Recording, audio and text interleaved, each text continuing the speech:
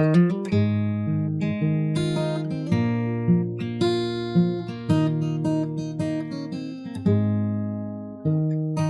listeners, thank you very much for tuning in again to the Steve Perryman podcast. I have Howard in attendance and Tom, of course, as ever. Howard's been to far off climes, I think, since we saw him last. And I don't know, chaps, if you know this, but apparently this is the, the most depressing day of the year? Blue Monday. Blue Monday. Have you been aware of that, Howard? Are you blue? I know you're navy blue, but are you blue? Not particularly. And even though you're 70, we both hit 70 since the last time we've been speaking. And this week, Phil Holder is 70, one of my best friends. And I just want to add that I think I got a message. Well, Kim told me this, that herself, that's my Kim, and your Viv, don't want to be associated with the fact that we're both 70. So they don't want to be put in the same bracket, if you know what I mean. And you, Tom, young Tom, are you happy with life? Can't complain. I'd actually booked Monday off. I booked a day off as a recovery day from the North London derby. So I'm sure that segues nicely into where we're going to be focusing on this evening. But well, at least you didn't have to fly in from South Korea for the game to be disappointed. I'm sure that's happened, and from Scandinavia and from. Well, there's a chap who flew in from Texas, I think, who'd come over for his 40th. I was reading about, and he landed the day before, and he was all psyched up, and first ever game at Spurs. So you got to feel sorry for them. Very much. Okay, so let's talk about that. You two are the supporter element to this podcast. I know I'm a supporter now, but from afar and don't often go. How do you look upon this game being allowed to not be played? Howard, you first. Very simply, it stinks. In the Sunday morning, I had the TV on in the background all the time, Sky News, and they're coming up with things like somebody connected to the Premier League and FA was looking into the fact, and they're trying to cut down the amount of postponed games there are. Therefore, they're going to be tougher on things. Within half an hour, after the spokesman's basically saying, this couldn't go ahead, they're going to go ahead. And the only thing I give them credit for, they were honest. They didn't say, we got 4 or 5 players with COVID. They said, we've got a few injuries. Yeah, we've got a few injuries. We've got other guys who are not fully fit, and a few more like a bit of a holiday. So, if you don't mind, just call it off. Yeah. Every team, everybody knows every year in January is the African Nations Cup, and if you've got players in any of those countries that are in it, they're going to be going away. But that must be part of your plans of having. It's not a surprise, Howard. That's what you're saying. It's not a surprise. So therefore, you used it and the injuries to other players as a reason to call the game off. Play the kids. That's what the kids are there for. That's the opportunity they get. Yeah, absolutely. Tom, how do you see it? I think yesterday I was. The whispers came through on Friday night that Arsenal were going to look to get it postponed, and then Saturday they made the application for it. And then obviously sorry, I'm probably a day or two out there. I think it was Thursday night they said they were going to look to postpone it. Friday they made the application. Saturday, it got announced in the afternoon that they'd been successful and the Premier League had authorised the postponement of the game. And it was just really disappointing, as Howard says. AFCON comes round. If you've got African players, you know that it's coming round. You plan for it. You probably don't send 2 of your players out on loan the week before when you've already got kind of other issues and injuries.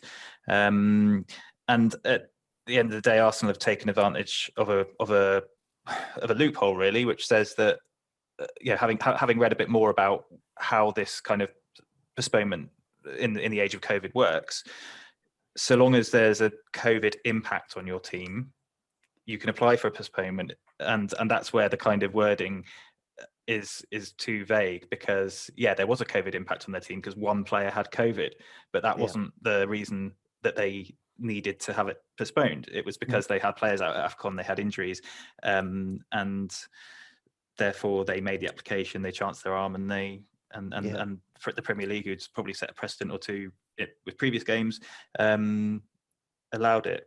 So massive disappointment, just because I think we still haven't been able to play Arsenal in a full Tottenham Hotspur Stadium yet since the new ground opened, and like, even without thinking about all the kind of surrounding small businesses and everything else that gets impacted by a game being called off at short notice, mainly the fans. More than a game. It's more than a game.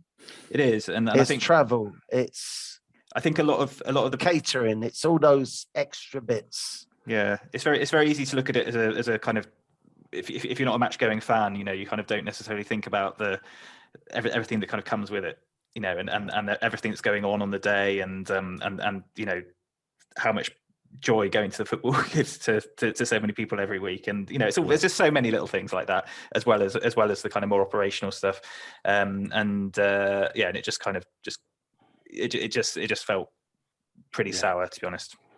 I mean, to make matters worse, it seems to me that whenever any of these things happen, Arsenal are on the side of whoever's going to get away with it, and we're going to be shafted. And afterwards, you meet the occasional Arsenal supporter who are quite decent. I know, not often, but occasionally. and they say, yeah, it's a real shame that happened, actually, but we just got to move on, haven't we? Meanwhile, they've taken the 3 points that we could have had in those situations.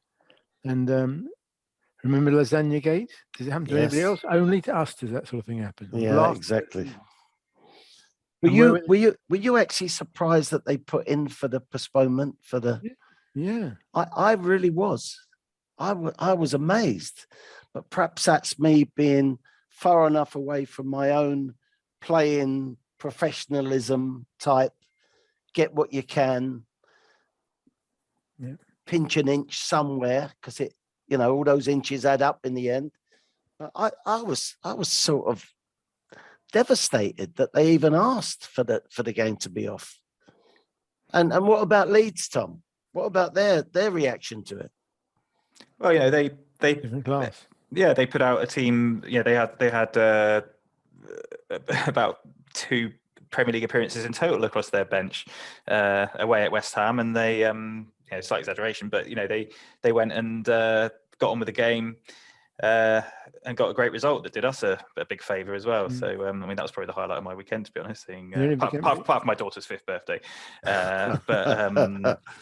but yeah, and Wolves as well. They were struggling, and at the end of the day, Arsenal could have put out a first 11 of sufficient quality to have gone ahead with the game, and then you feel that you put your reserves on the bench. They played an under-23s game the night before as well, so they had resources. They just didn't have the resources they particularly wanted, and were able to postpone the game to their advantage. But having said that, when the game comes around again, hopefully we'll have a new signing or two, Romero, Son, Dyer back, who weren't going to be playing. So hopefully it bites them on the arse. Very bites them on the Arsenal.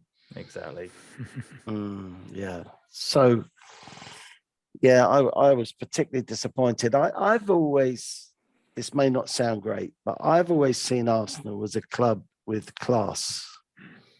And I'm sure I've said this before on the podcast, that I think I've only been to Arsenal twice other than playing. And I've got to tell you, I was treated like a king. And I'm not aware of how it happens the other way around. If Tony Adams comes to Tottenham to watch a game or something, how he's treated.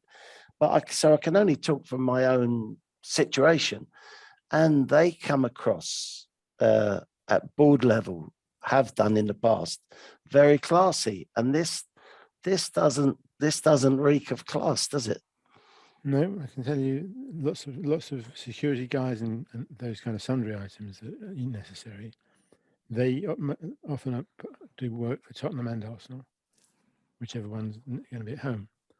And I've always found, talking to those guys who are right in the thick of things, they would say the Arsenal directors are a class act and they always treat them very well. The Spurs supporters are wonderful, but the Arsenal supporters and the consequent boardroom, they're not worth it. They're not good news. Yeah. Well, I as a manager and a coach, I've been involved in various things, but not calling the game off for this particular reason. But when there's been injuries and when the ground could be unfit or not, whenever there's been a push to get a game off for the wrong reason, it really hasn't worked. It really has not worked. But it feels like it's the right thing to do, but it doesn't often turn out that way. So I hope that is evident this time. So Leeds did us a favour, eh? Yep. Great result. Good game. Watch the second half. Yeah. Yeah, I only saw the goals, but carry on, Tom. Well, yeah. So I saw the second half as well, and Leeds just great spirit, and they played really well, I think. And VAR had a horrible hand in a disallowed goal at the end as well. They should have had 4. Yeah. But yeah, I mean, letter of the law. It was a handball on the line by the I can't remember who it was, but yeah, great result for us. And the West Ham player looks like he's making strides, doesn't he? Garrett Bowen. Yeah. He looks as though he's coming to the front a bit with goals and mischievousness in his play. I really am liking. I've mentioned him before on here, as have other people as well. But he does look to see as though he's on the rise, doesn't he? Yeah, they've definitely got something about them, West Ham, over the last couple of years, haven't they? They've got some very good players who seem to be like enjoying playing together, and that's the danger to us, I guess, is another threat to our top 4 aspirations coming from them now. I mean, yeah, can't say I like them, but you can grudgingly admire the way they're doing things. It's in our own hands. How many years have I heard that? It's in our own hands to actually finish top 4, but it is. Yeah, very much so. Very much so. And now we're out of the Carabao Cup. Yeah. We've got to look at that 4th position and the FA Cup. So that's a home draw against Brighton. Yeah. I really like Brighton. I've seen some of their games and I think they're a very underrated team. So finishing, that's the problem, isn't it? Yes. Yeah. But I mean, I suppose but they seem to be doing things right. And I very much like the young manager. I'm not sure how young he is, but and there's a managerial change at Everton. Yeah. I don't think that's a surprise for anyone. No, the only thing I was thinking was Terry and other of my Spurs supporting friends feel that Conte is in danger of going any minute if he doesn't get his way. Are they? And Terry said to me today, but what would we do because he's got nobody to manage the rest of the season? I said, Rafa, suddenly available. Wow, there's a shout. There you go. There's a shout. So, talking about the 2 Chelsea games, people keep asking me, Steve, do you think it's right that a goalkeeper is the captain? And I know I've been out of the sort of hot seat for some years, but I have to answer that I think it's much more effective if the captain is in the middle of the field where the game is happening 360 degrees around him, so that he can have an effect on stuff that a captain needs to be involved with. So that's actually not disrespecting Lloris, because I think Lloris has had a very good season, and you two would know more about that than me. But so he's obviously an influence in the dressing room, obviously. So that's where I think you can have a team captain and a club captain. The club captain with the experience, the knowledge. He's won enough trophies, hasn't he, Lloris? Yeah, sure. But my point I make to people is, but if I tell you where I want the goalkeeper's voice to come or to lead. And that would be in the 18-yard box, or whatever they call it these days, 16-meter box or whatever. And, you know, it doesn't matter whether I'm captain or not, but if the ball's hung up over my head and Ray Clements or Barry Daines or Pat Jennings calls keepers, there is only one voice that matters in that penalty box, and that is the goalkeeper. And that's whether he's captain or not, because that is his domain. And I keep looking at of course, the first game we gave away 2 goals, didn't we? An own goal, and then, well, actually 2 own goals. Yeah. And the header that Tangana heads, now, okay, it's a poor header, but heads on the back of Davis, ends up in the net. I cannot see for the life of me why that is not the goalkeeper's. I do not understand why is that allowing a centre-back to head the ball from where he did. Yes. Said that at the time. Yeah, under no pressure. And in a game where you just should not be giving away goals like that, because it's hard enough anyway. And then the 2 we conceded were totally avoidable. They could have had more, but yeah. Yeah. So if it's going to be a back line voice, that voice should be double the normal voice in that type of situation. The goalkeeper's got the biggest eyes and therefore the biggest voice. Big eyes, can see everything. Okay, he's got to spin his head, but only that much. Whereas a defender's got to be turning towards the goal and back out of the goal. The goalkeeper's got it all in his sights. He can see what's coming. Of course he can.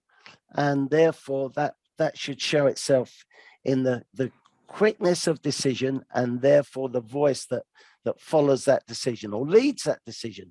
So I felt really sorry for the young Tangana on that incident. I really felt sorry for him. So, but overall, overall against Chelsea, and of course they're a better team than us, aren't they?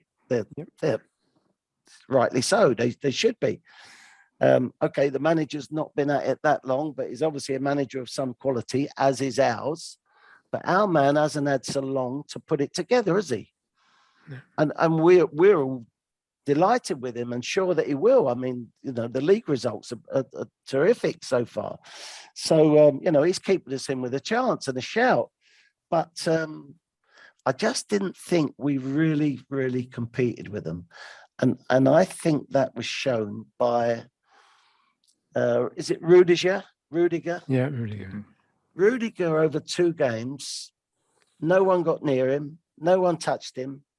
He did all the touching to us. He did all the kicking to us. He did all the verbals. He did all the grabbing. He did all the pushing away from the referee.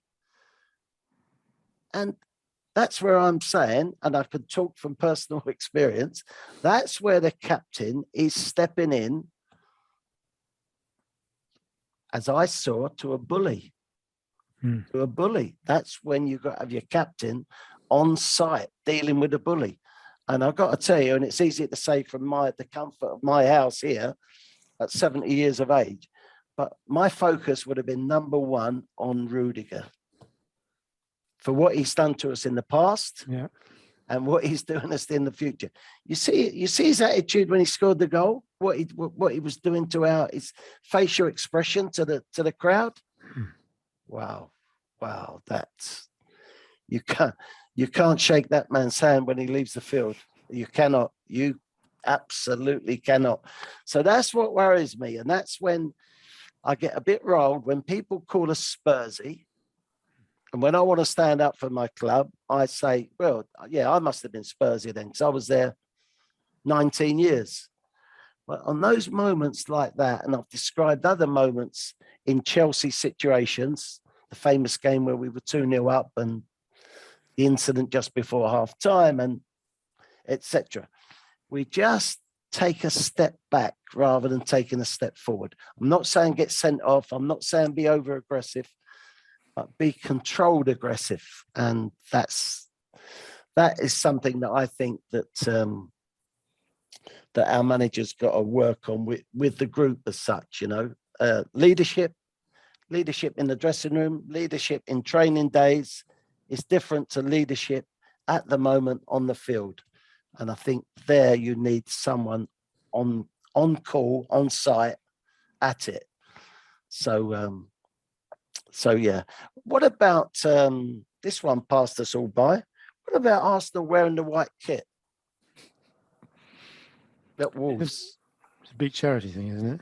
Is it Nottingham Forest, wasn't it? They lost at Forest in the white kit, and you're right, Howard. It's something to do with stabbings and whatever. So there's probably a good motive behind it. But I'd rather have chosen something else. Yeah, I didn't see any of the. I didn't see any of the Liverpool game where they got a very decent 0-0 result despite being down to 10 men very early. Did they wear white there? No. I thought they just wore it for the Forest game in the FA Cup. Did they? Which didn't do them any favours based on the result. But that really looked a strange decision to me. But what chaps, the Djokovic situation in the tennis. What type of hotel did they call that where he was put? Quarantine. Was it a quarantine hotel? Okay. Well, I've been to Japan twice with the team, with Tottenham. Of course, I worked there. But the second time we went, which was with Ozzy and Ricky, because they were the big lure to such countries, we had so it certainly wasn't about quarantine, but it was about visas. Someone in an office had give us bad information, and therefore we didn't have the correct visas. And so we had to stay in one of those hotels. I think it was for just one night, but it could have been for maybe 2, not 3, but maybe the second night as well. So that's not a very nice situation when you're visiting this country that having visited it once. I couldn't wait to get there again, and then all of a sudden you're like prisoners. You are like prisoners. So, but anyway, it soon got sorted out. But I sort of know how he felt, but it's totally different circumstances. And yeah. So I'm going to do a couple of appearances this week. One in Hinckley and one in Mickleover, which is near Derby. So I can't wait to be speaking to Spurs supporter during those events, which I haven't done one for a little while now, so I'm really looking forward to it. And we've been a bit quiet on the podcast front, haven't we, chaps? I did one with Alan Hudson on his podcast and use it for our own benefit, and also did a very interesting one for the Tottenham Tantrum podcast. And I think this is quite a new one. And they asked the guest, which in this case was me, to pick his sort of favorite game or a particular game. So I picked AC Milan for obvious reasons, and they show the highlights, and then you talk through it. And within talking through it comes up about what did I think about Martin Chivers' long throw, and how powerful were we on those long throws or near post corners, and all of that stuff came up. So it was a very interesting one to be involved with, and me and you, Tom, have spoken about it, that we may do something similar, not so often, but we may do something similar in the future, mightn't we? Yeah, get some of the other old boys on to chat through him as well. Yeah, absolutely. So yeah, so we've got Leicester City on Wednesday and Chelsea on Sunday, and also I got a very interesting communication today, and it was a picture of the program of my first game, which was against Sunderland, and my last game, which was against Everton. Yeah, 86. And Ray was on the front, Howard. Did I send it to you? Have you seen it? Yeah. Ray was on the front cover. So Vivian sent a message back that said, you took a lady called, this is to you, Howard. Yeah. You took a lady called Deborah Wheeler. Yeah. To my debut game. And yet Viv attended my last game, probably. Have you got anything to add on that, Howard? Guilty as charged. He's not even having an argument about it. So yeah, I don't know if you heard me, Howard. I'm going to Hinckley on Wednesday and Mickleover on Thursday. So I'm back in the swing of talking and giving people my opinion. So yeah. So Tom, how old are you? Now that we're 70, let's talk about your age. I turn 40 in a couple of months' time.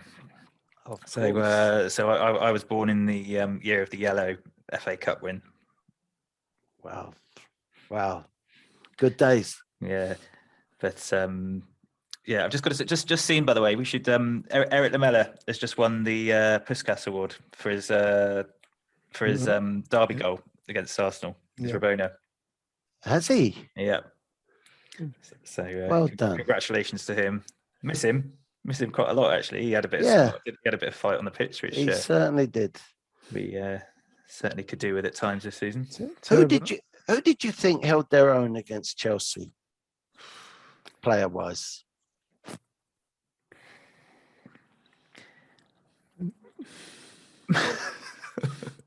I'm inclined to go for Harry worked hard, I thought. In the second leg, I thought Harry was very good. Yeah, I think he worked hard. I think he's settling into it now. So it seems. What do I know? I expect to be good, and lately he hasn't been particularly good.